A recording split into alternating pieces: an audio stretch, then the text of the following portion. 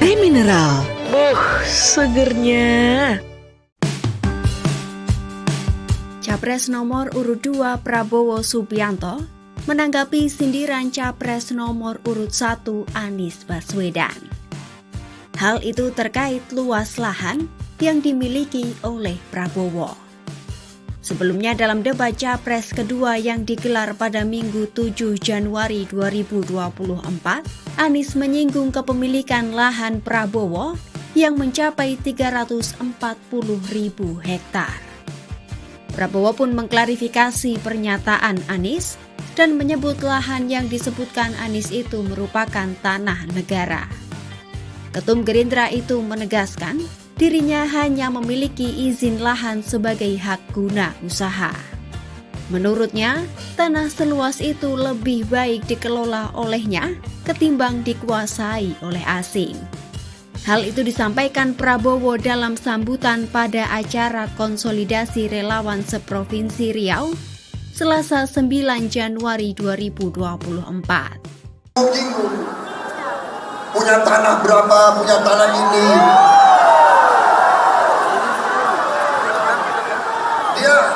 Dia pintar atau goblok sih?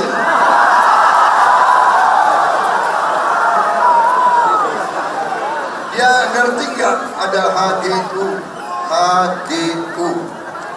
hak guna usaha, hak guna bangunan, hak pakai, iya kan?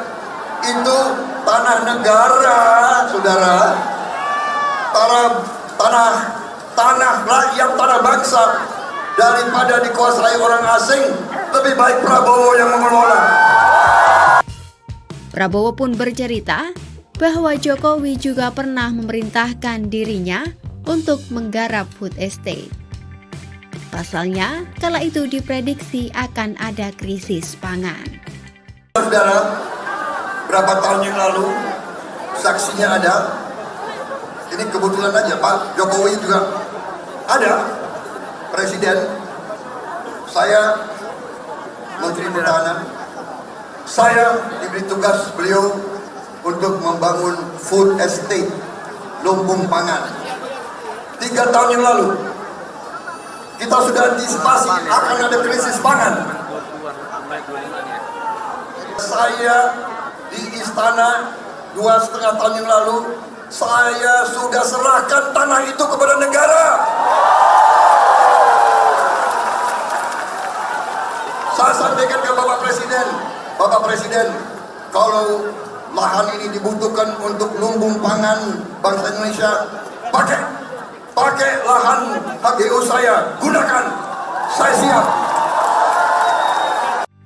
Ia pun mengaku telah menyerahkan lahan-lahan itu kepada negara 2 tahun silam.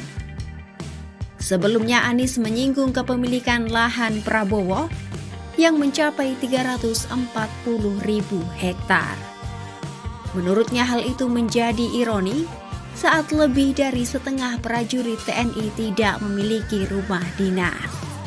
Tidak hanya itu, Anies juga menyinggung kegagalan program food estate yang dijalankan Prabowo. Hal itu disampaikan Anies saat berkampanye di hadapan petani di Gorontalo, Senin 8 Januari 2024. Anies menyebut panen di Gorontalo nyata dan berhasil, tidak seperti food estate yang gagal saat ditanami singkong. Ex-Gubernur DKI Jakarta itu kemudian menyebutkan, alokasi anggaran food estate harusnya diberikan kepada petani, sehingga produksi tani bisa lebih masif di tingkat lokal dan mereka juga bisa lebih sejahtera.